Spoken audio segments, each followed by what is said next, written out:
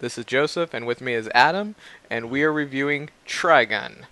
So let's go into it and have Adam read a short description, and then we will give our opinions on it. Alright, so according to IMDb, storyline is as follows. Trigun takes place on a distant future on a deserted planet. Vash the Stampede is a gunfighter with a legend so ruthless that he has a $60 billion double dollar bounty on his head. Entire towns evacuate at the rumor of his arrival. However, the real Vash the Stampede is not the same as the rumor portrays him to be. The enigmatic and conflicted lead character in Trigun is actually more heroic in nature, as well as a complete and utter idiot at times. And there you go. Okay, and so it takes place on Gunsmoke. Vash the Stampede obviously is the main character, and since we're gonna go into this as just kind of a quick overview, I enjoy it. I think it's worth watching. Um, and Absolutely. so, yeah. Absolutely. I too give it a thumbs up. You should go check it out if you haven't watched it. It's very good, very good show. This is probably one of the first shows I got into. One of the earlier shows I got into. It's very good. Yeah, exactly. This was actually one that when I had taken a break from anime, because there was like that period where, of course, went from tapes and billions of tapes to DVDs. This is actually one of the first ones that I picked up to play on DVD. Mm-hmm. All right, so real quick, this is where to stop before we go into spoiling it. If you want to watch it and then come back, but now we are going to actually get into dissecting the show. So first off, as usual, before we get into the actual dissection of it, we're not making any statements towards the manga of this show. I have never picked up a manga for Trigun. I have no clue what the subtle differences are. And Neither. so, I should say neither have I. yeah, so I've read a few different mangas of different things. This is not one of them. yeah, so all of this is strictly to the show, which displays him as a very goofball, well, I would say methodical in his way of doing things because he makes it all look like accidents, when in all reality he is very methodical in his conniving way of getting what the situation he wants. It's he's very much making having people underestimate him with thinking that he's a goof and not an actual threat, but then he's actually a highly skilled gunslinger. Uh, Probably the potentially, arguably the greatest gunslinger on the planet. I mean, maybe Wolfwood maybe gives him a run for his money, but in the end, I think Bash still outclasses him.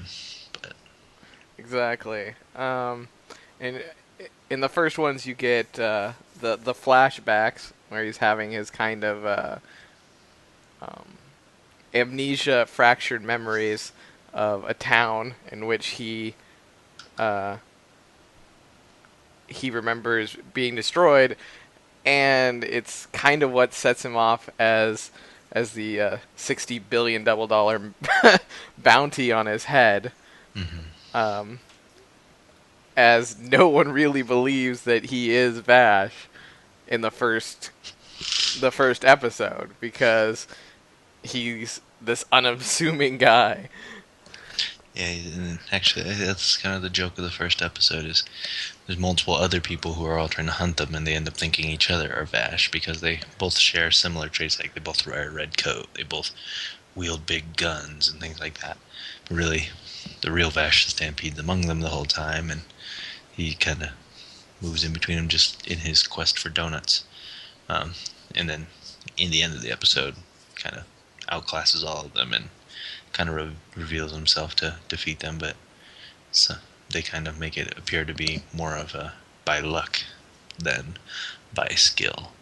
Um, but in the end, as this show goes along, you come to realize that nothing he does is by luck. It's all he's highly skilled at what he's doing, and he's doing it intentionally. Um, to me, the show is very reminiscent of Rurouni Kenshin.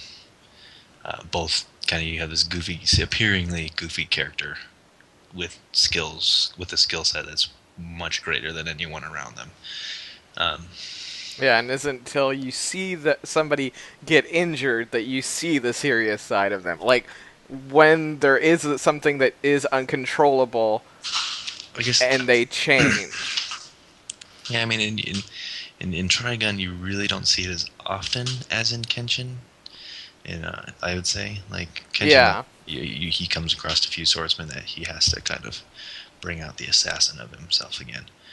Spoilers for that one if you haven't watched that one and you didn't realize that Homeboy was an assassin, but it's kind of the entire premise of the show. So, Yeah, it's um, really the basics of it. It's just like surprise.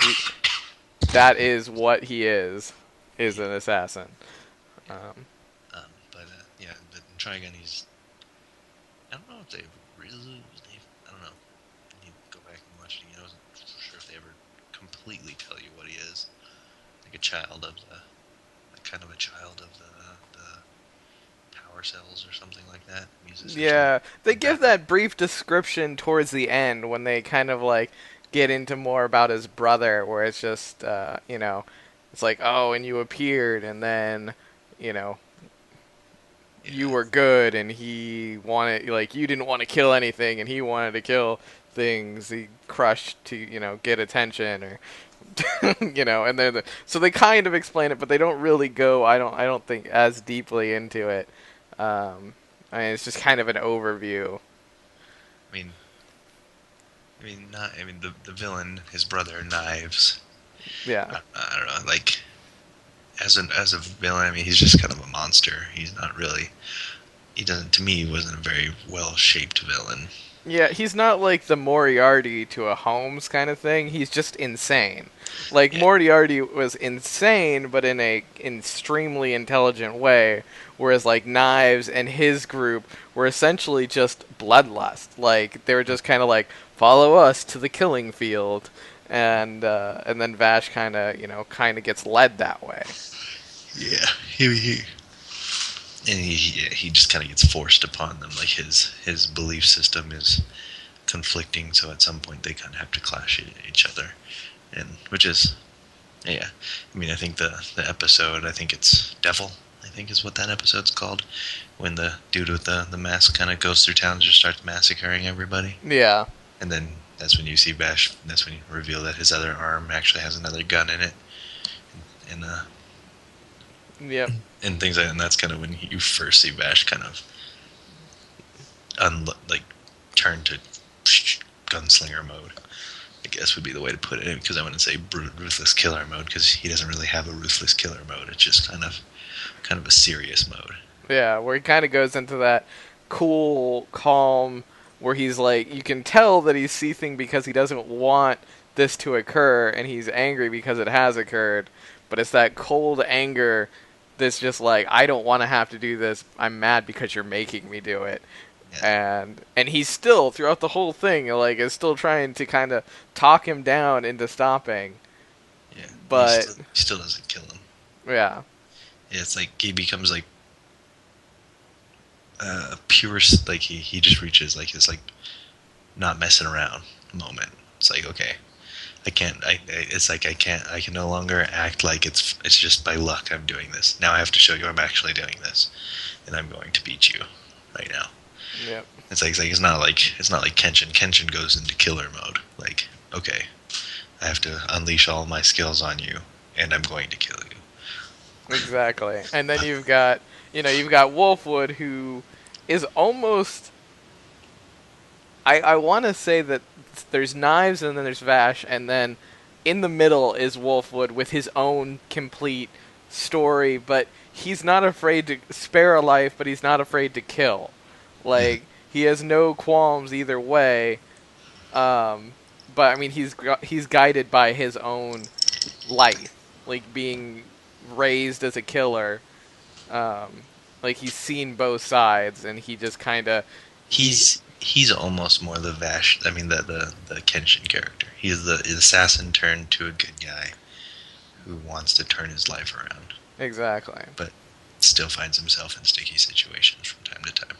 Yep. And then of course It's, you've got Millie and Meryl, who are in a way you feel bad for him because whenever they see Vash, like Millie is just like doesn't care, like is very absent-minded about it. She's just like happy to see everybody.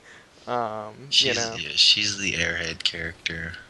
Kind of, I mean, not not she did, but they add a little bit of depth to her with her interactions with Wolfwood. Yeah.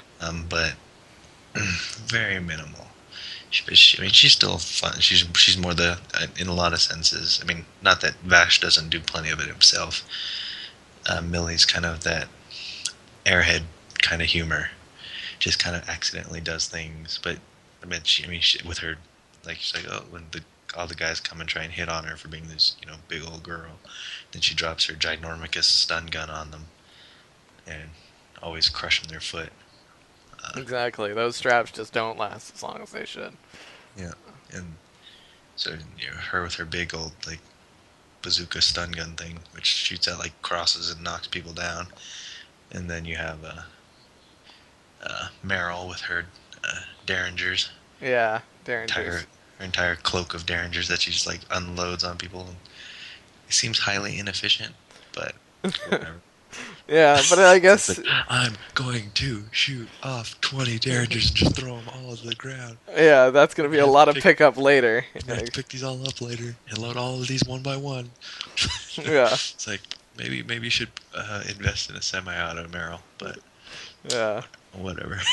It's still fun. exactly. It, You it, know, it, and it she's got the creates. underlining tone of anime, which is they all mystically go, back in where they need to go. It's a very good visual moment when she flaps out her coat that first time and you see all the derringers there. It's like, okay, that's pretty neat. But Exactly. uh, I mean, as far as like for the I don't know, like to me, Trigun's a really fun show. As far as a show of like very much depth, mm, not so much. But Yeah, it's very like even though the characters they hint at they have that this huge kind of depth to them, but the show never goes into that detail of just fully examining where they could have or like where the characters could have gone, like their character development. mm, Um, but I mean, it's still an insanely fun show, and the hints are really neat. I myself sometimes just you know I feel you don't get to see Vash's seriousness enough.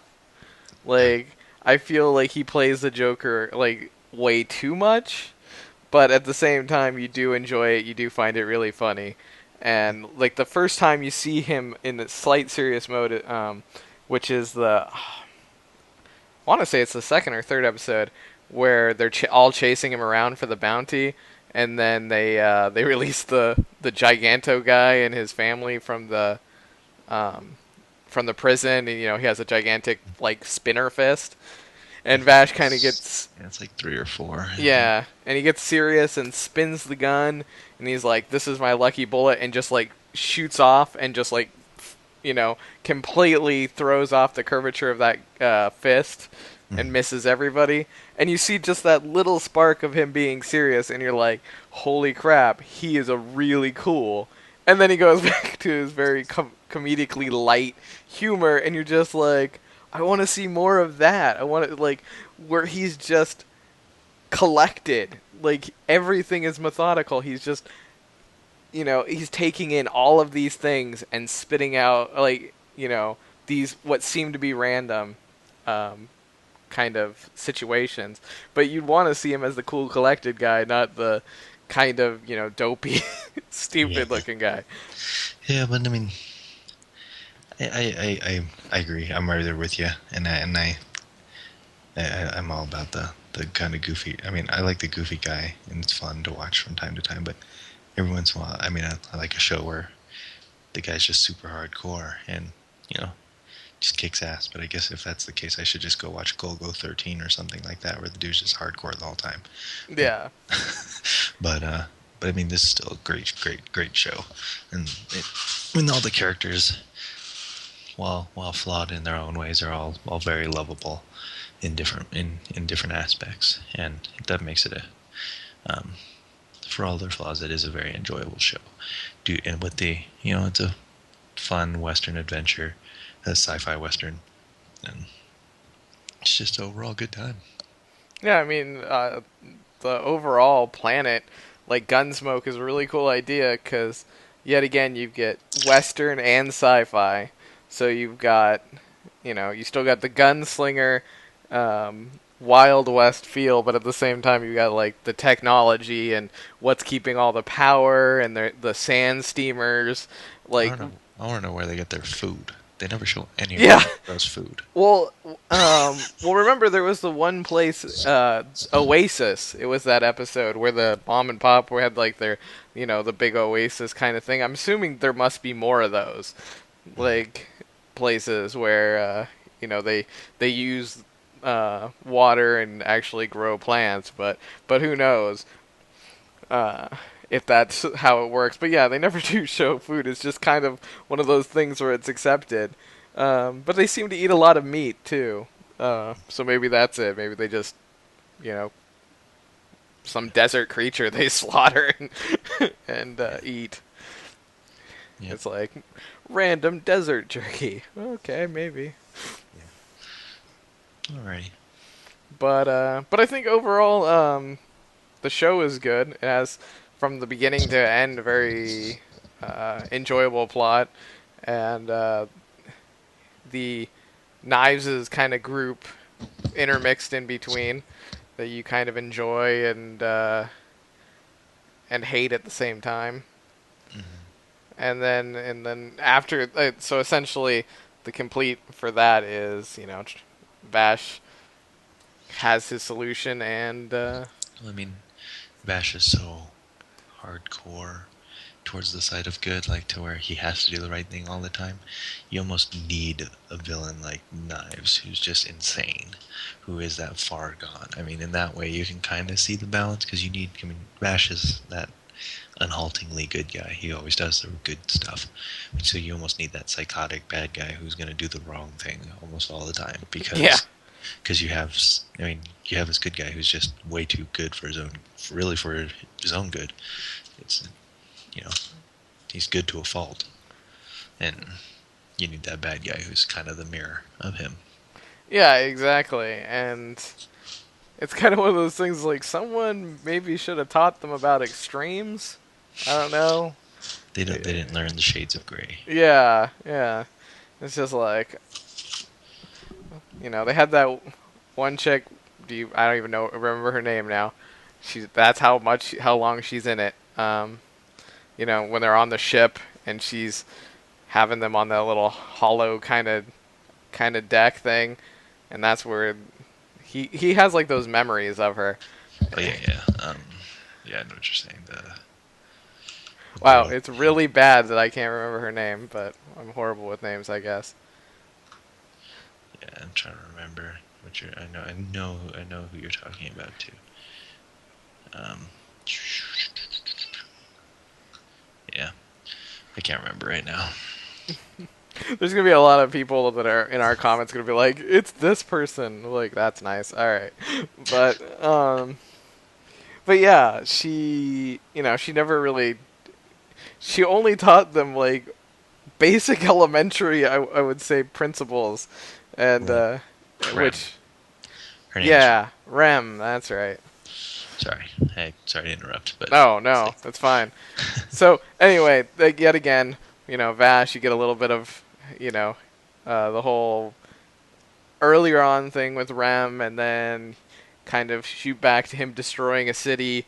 You got Knives going psycho on this planet and doing just unleashing on horrific things with his little group, and then finally the altercation, which Wolfwood doesn't make it, which is sad in itself. Because then I think they tried to get a little bit more depth and kind of went, of course, the Japanese way of making everybody extremely sad at the end. And then, um, I think yeah, that was sad when he goes down and Millie's waiting for him. Yep. That was sad.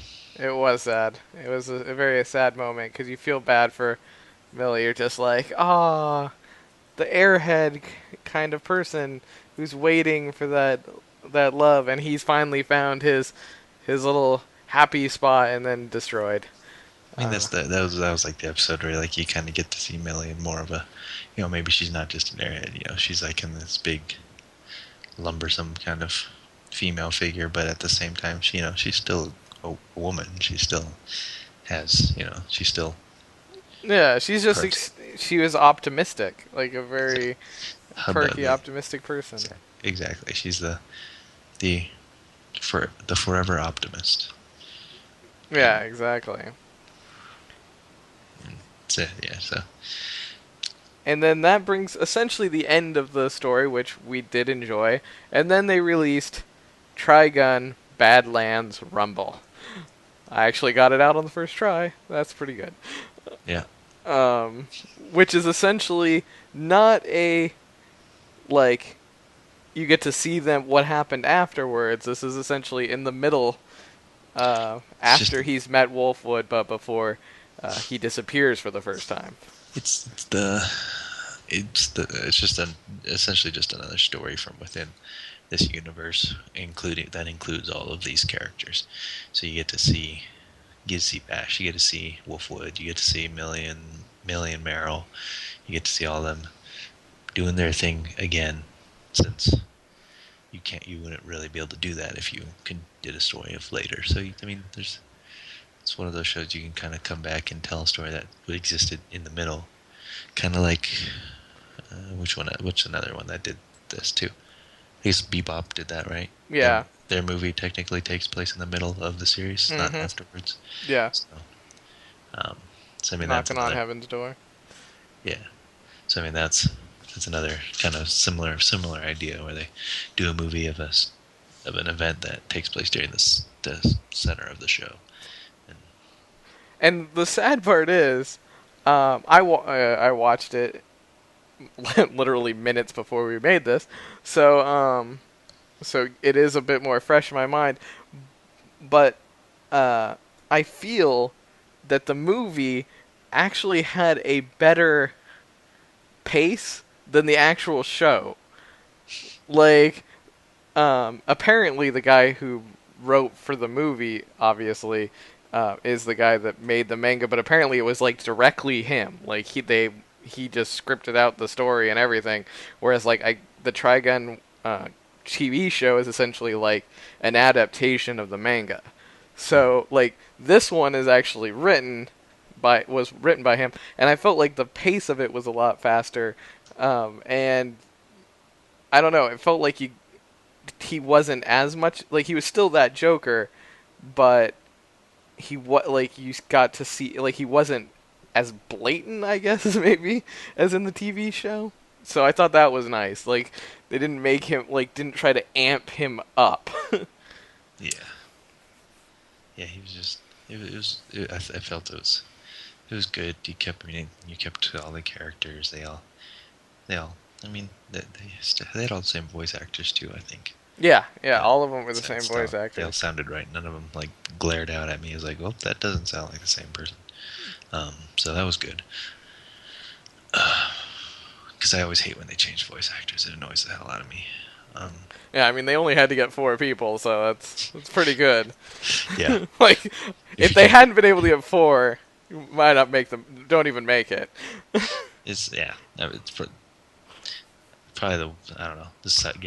Getting a little sidetracked, but the one that drove me the most nuts would probably be when they redid Akira, and they changed the Ah, kids' voices, and I was like, what the, why? yeah. Why? Why do that? Yeah. Because I don't know. To me, the one that drove me the most nuts was the little floating fat kid who you hear is, we normally aren't meant to exist in the outside world, and that little creepy voice that he has, and then they just change it to like a normal kid voice, and I was like, what? It's not the same. It's not the same anymore. It's not. Yeah, exactly. And that's the thing is because you hear a certain voice and you're like, that's who you associate. And it's just like, oh, we're gonna redo it and just change all the voices. It doesn't. mentally it just doesn't feel right anymore. It just feels like awkward and different because you remember it that first time when you watched it. Like, would you have Anthony Hopkins come and voice Darth Vader? No. Yeah, No, you don't change the voice of a like a character who's with you a long time, which is good that they didn't do that. So, hooray for them for that. exactly. But all right, so I mean that's anything else that you want to touch on for Trigun? No, I think that was pretty good. I mean, it's a like we said, good anime. Go check it out if you haven't. If you haven't watched it and you want to see some fun gunslinging comedy and a little bit of serious towards the end, uh, nothing that's gonna really blow your mind in any sense of like it's not gonna. I doubt. I don't know. When I watched it, I didn't get any huge revelations from it, or oh well, Yeah, you're okay. not going to get an epiphany for it from Yeah. it, or you're not going to really. I don't think you're going to enjoy it, but I don't think you're going to be blown away by it. It's nothing so new, so um, I don't know. I want to say uh, maybe experimental in Yeah. the genres. I mean, It's it's a good sci-fi western. exactly, I think. exactly. I mean, it's what it's an action comedy. I mean, it's really what it is, and it's really. I mean, it's good for, and it is really good for that. But I mean, Yeah, certain shows, and some people like to watch those animes that like blow your mind whole. I mean, you get. I mean, some. I mean, first time I watched Evangelion, I watched it in one day, and I was like, "What the hell just happened in my brain?" And it just screwed with my brain.